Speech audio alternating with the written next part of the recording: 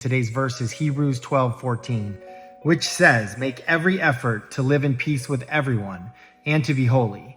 Without holiness, no one will see the Lord." The context of who this verse was written to is important, but we also know that these words are being spoken to us by the divine leader of our life, our divine coach.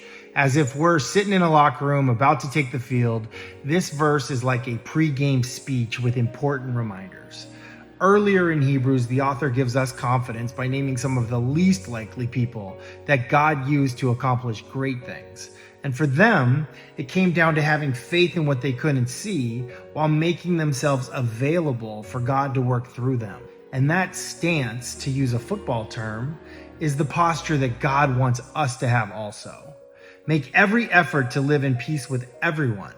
Easier said than done. This is a discipline that takes practice. But because we love Jesus, we seek to follow his path and the example that he set. So what does living in peace look like in my life? Well, peace as an athlete is getting along with difficult teammates and coaches, not being easily offended by criticism or correction, choosing to hear instruction through what might naturally stir up some defensiveness. But the best way that I know of to live at peace with others is to be humble and to pray for those we think are our enemies. It goes on to say, and to be holy. Jesus calls us to be holy because he is holy. That is his standard. This isn't a suggestion. This isn't a, if I get around to it, this is a command. In fact, if we could only use one word to describe God, holy might be a good word to choose. Simple examples of holiness for us are things like guarding our tongue, kindness, humility, self-control.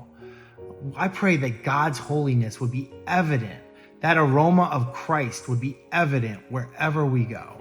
Hebrews 12:14 gives us the instructions. We know the game plan. It's time to get in the game, choose peace, and be holy.